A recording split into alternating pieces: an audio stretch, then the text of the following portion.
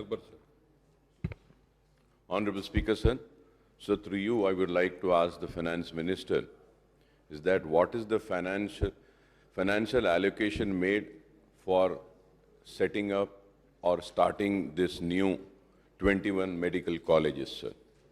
And also, what is the expenditure incurred for starting this 21 medical colleges, sir?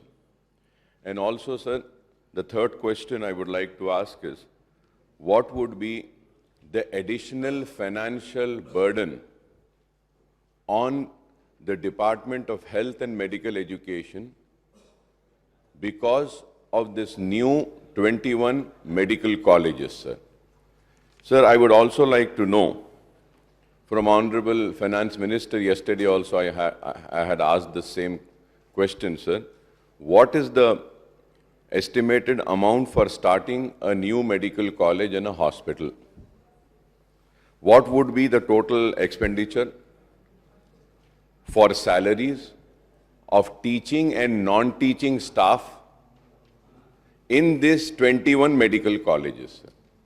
And lastly, sir, I would also like to know what would be the total amount that would be incurred paying as a stipend to the undergraduates and postgraduates, and also what would be the amount, total amount incurred for the SRs.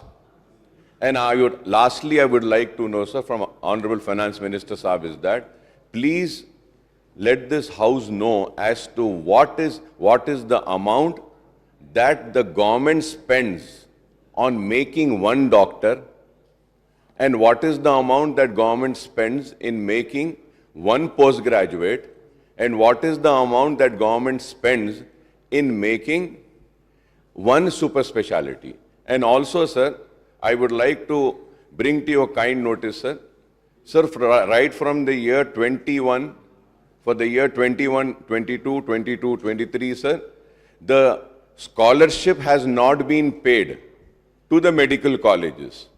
When would this be paid, sir? The postgraduate students took an admission in 20 and they have completed their postgraduate studies, and still the fees is due to the colleges.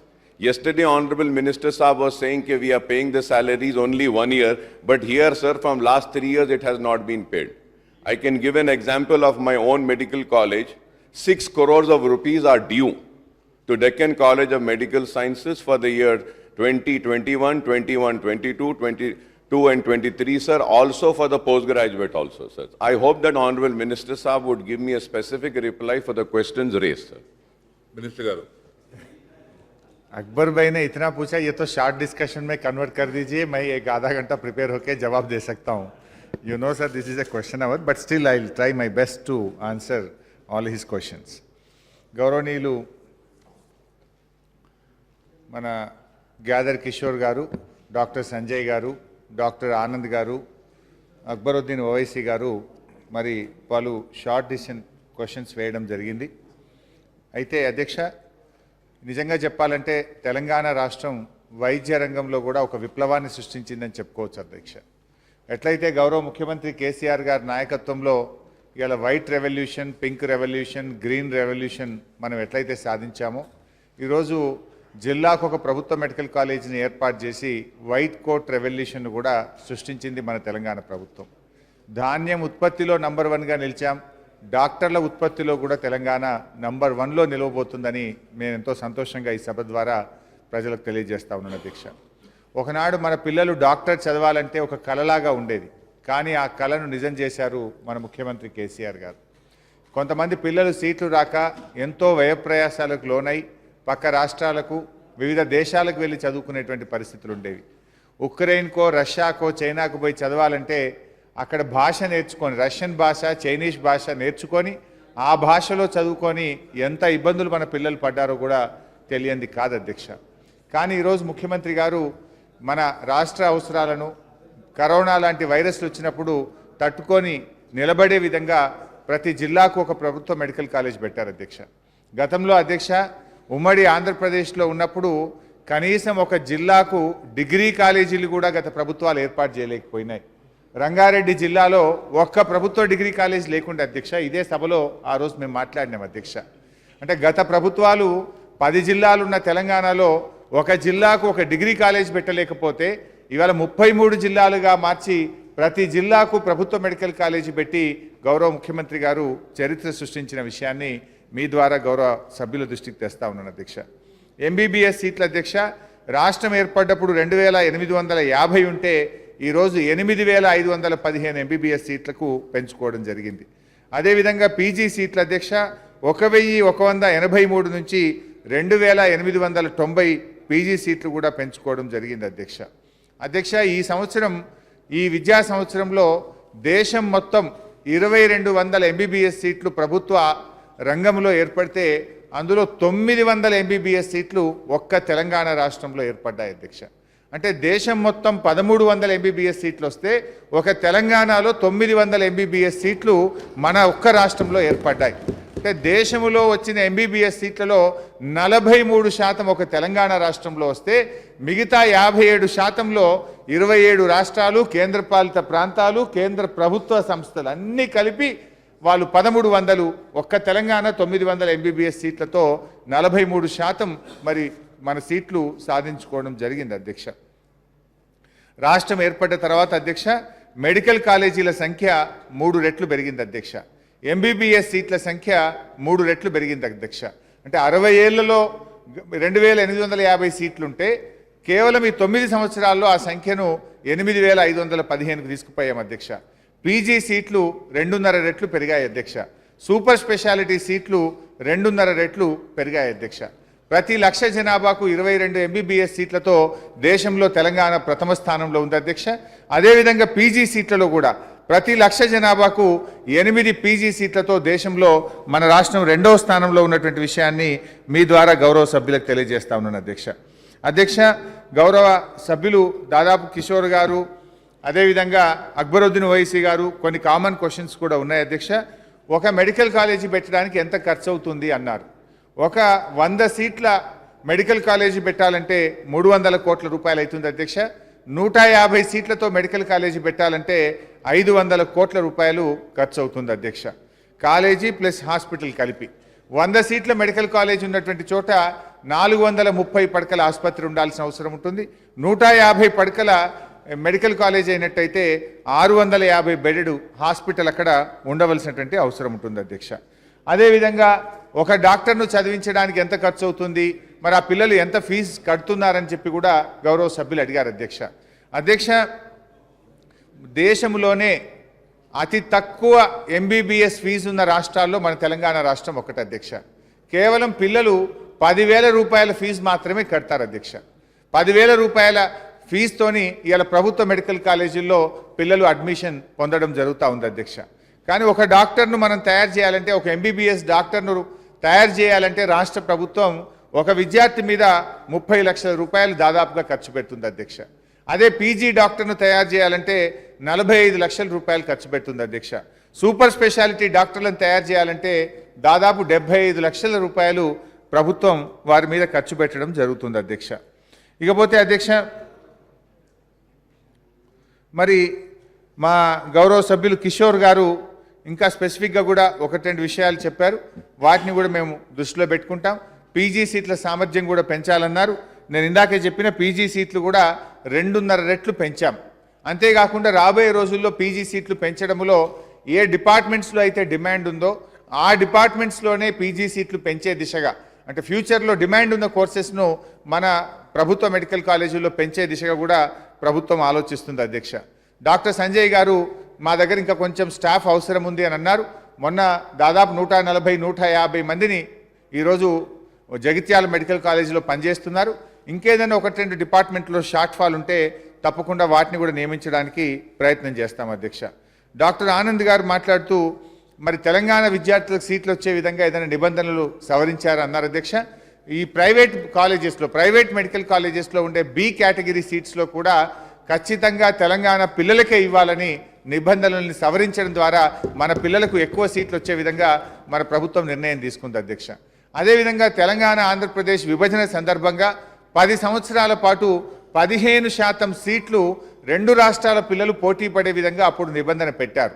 అయితే మేమేం ఆలోచించామంటే అధ్యక్ష, 2014 రాష్ట్రం ఏర్పడే నాటికి మన తెలంగాణలో 5 medical కాలేజీలు ఉన్నాయి. ఆ 5 మెడికల్ కాలేజీల్లో మాత్రం ఆంధ్రప్రదేశ్ విద్యార్థులు వచ్చి పాల్గొనొచ్చు. రాష్ట్రం ఏర్పడిన తర్వాత పెట్టుకున్నటువంటి కాలేజీలు ఏవైతే ఉన్నాయో ఇక్కడ అచ్చంగా 100% తెలంగాణ బిడ్డలకు వచ్చే విధంగా కూడా నిబంధనలను సవరించాం. తద్వారా కూడా మన పిల్లలకు సీట్లు ఎక్కువ రావడానికి ఉపయోగపడ్డదని కూడా మనవి చేస్తూ ఉన్నాం. ఈ తెలంగాణ టీబీ శానిటోరియంకి సంబంధించి అది డిహెచ్ పరిధిలో ఉంటుంది. మరి వారిని వీలైనంత వరకు అంటే వారి సేవలు వాడుకోవాలి అధ్యక్ష. ఉద్యోగులు ఇలా శానిటోరియం నడవనప్పుడు అక్కడ వాళ్ళు వృధాగా ఉన్నారు కనుక వారి సేవల్ని ఎంతవరకు ఎక్కడ వీలైతే అక్కడ వారి సేవల్ని ఉపయోగించుకుంటాం. వీలైనంత వరకు దగ్గర పరిసర ప్రాంతాల్లో వారిని అడ్జస్ట్ చేయడానికి మేము ప్రయత్నం చేస్తాం అధ్యక్ష. గౌరవనీయులు అక్బరుద్దీన్ గారు చెప్పిన దాంట్లో కొన్ని వివరాలు నేను చెప్పగలిగాను. అదేవిధంగా WHO నిబంధన ప్రకారంగా ఎంతమంది డాక్టర్లు ఉండాలని 1,00,000 జనాభాకని అడిగారు. ప్రతి 1,00,000 జనాభాకు ఇవాళ ఒక డాక్టర్ ప్రతి 1000 మందికి ఒక డాక్టర్ ఉండాలనేది WHO నిబంధనలు చెప్తా ఉన్నాయి. తెలంగాణలో దాదాపు 40,000 మంది డాక్టర్లు ఇప్పటికే రిజిస్టర్ అయి ఉన్నారు. అంటే ఆల్మోస్ట్ WHO నామ్స్కు దగ్గరగా మన తెలంగాణ రాష్ట్రం ఉంది, డాక్టర్ల సంఖ్య అందుబాటులో ఉందనేటువంటి విషయాన్ని మీ ద్వారా గౌరవ సభ్యులకు తెలియజేస్తా ఉన్నా అధ్యక్ష. అదేవిధంగా గౌరవనీయులు అక్బరుద్దీన్ గారు ఫైనాన్షియల్ అలొకేషన్ కానీ, అడిషనల్ ఫైనాన్షియల్ బర్డెన్ కానీ, స్టైఫండ్స్ టు ఎస్ఆర్స్ కానీ ఇంకా కొన్ని వివరాలు అడిగారు. తప్పకుండా అవన్నీ కూడా తెప్పించి వారికి రాతపూర్వకంగా నేను పంపిస్తానని మీ ద్వారా గౌరవ సభ్యులకు తెలియజేస్తున్నాను. Minister for energy, question number 125.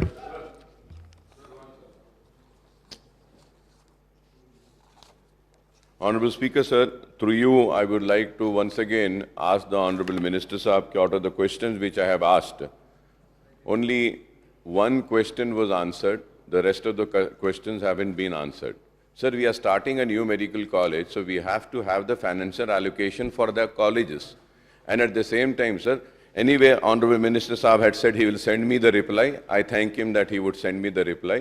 But at the same time, sir, yesterday also I have raised a very important issue. That issue is pertaining to the A category of non-minority colleges. And minority colleges have A category of 50%, non-minority has 60%. So 50%, sir, and minority has 50%, sir. Now the question is that, sir, कि आप ये जो non minorities में 50% रखे हैं और minority में 60 रखे हैं, उसकी वजह से the meritorious students are losing the opportunity. This has to be corrected by the state government. Why that minority colleges have given 60% and non-minorities have been given 50%? Sir, I'm standing here and I'm not saying that the 60% of minority should be reduced. No, sir. Minority students are getting benefited. The A category fees is 60,000, sir. Yesterday also I have told, sir, with this more than 300 meritorious students will get a benefit if this is corrected. Why are we not correcting this? Private college is a private college, sir, whether it is minority or non-minority. Category distribution, percentage distribution should be equal. Why is it not equal? Is my question. Kindly correct it, sir. With this, many meritorious students, sir, Hindu students, Muslim students, SC students, ST students, BC students, tribal students, all students will get benefited if this is corrected. So we should correct this.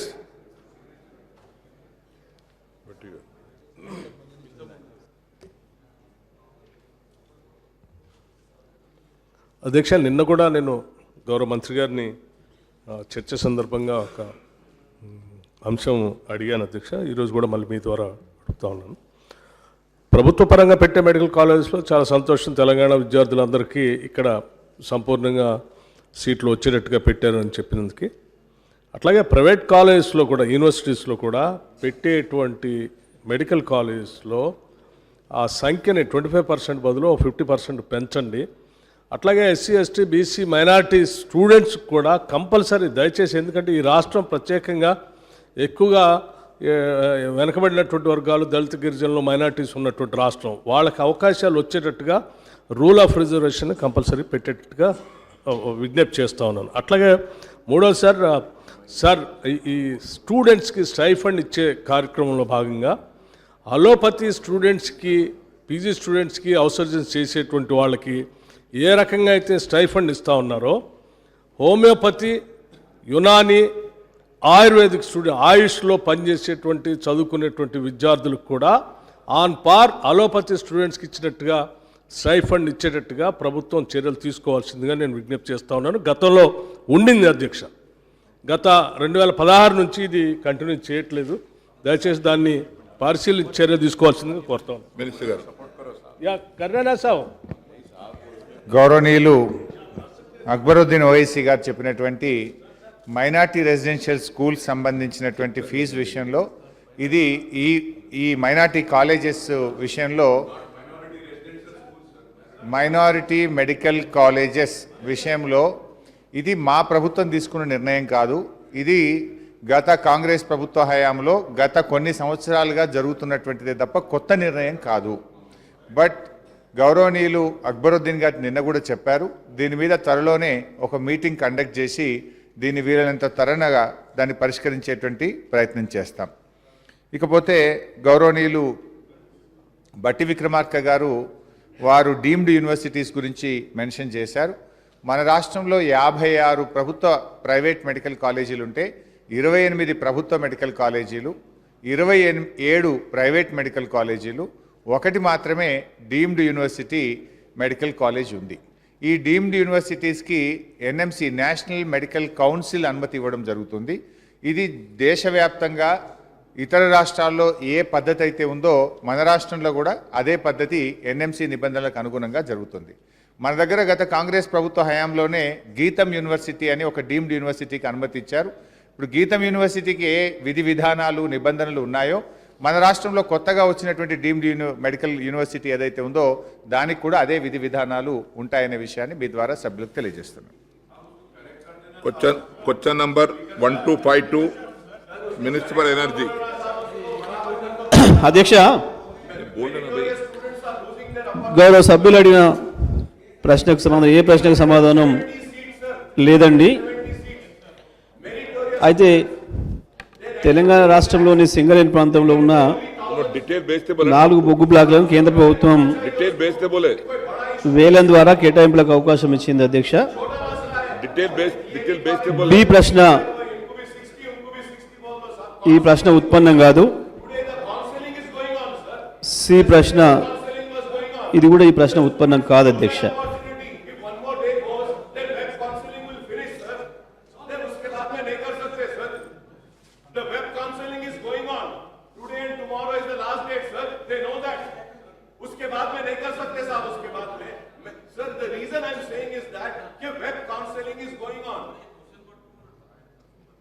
Honorable Speaker, sir, through you I am requesting is that, sir, the seat allocation is going on, the counseling is going on. Sir, when I say that minority colleges have 60% of A category, the fees is 60,000. Non-minority colleges have an A category of only 50%. Here it is 60% and there it is 50%.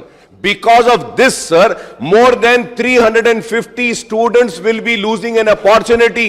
The meritorious students belonging to Hindu, Muslim, SC, ST, BC, sir, the counseling is going on. I am not standing here and saying that can reduce the 60% of minority colleges. No, sir. Let it be, sir. But here I am saying that non-minority colleges are having only 50%. Because of that, 300 meritorious students will lose their seat, will forfeit their seat, or they will end up paying 13 lakhs or 14 lakhs per annum. This is what I am saying. This needs to be corrected. The counseling is going on, sir. Today the counseling is going on. That is why I am saying, why is the differentiation between minority and non-minority? Why should a meritorious student end up paying lakhs? Why should they pay lakhs? Let them have the seat in thousands also. That is what I am saying. Government is, sir, the government नए medical college ला रही साहब, 150 seat एक college में होते, 2 नए medical colleges लाए, वैसा है ये 2 नए मेडिकल कॉलेजेस. 150 के सीट के 2 साहब, तो प्लीज मेरी बात को समझिए, इस पे आप करेक्ट करिए या तो काउंसलिंग को स्टॉप करिए और stop the counselling, correct this mistake and then let the students go on the web counseling. Immediately you should stop the counseling.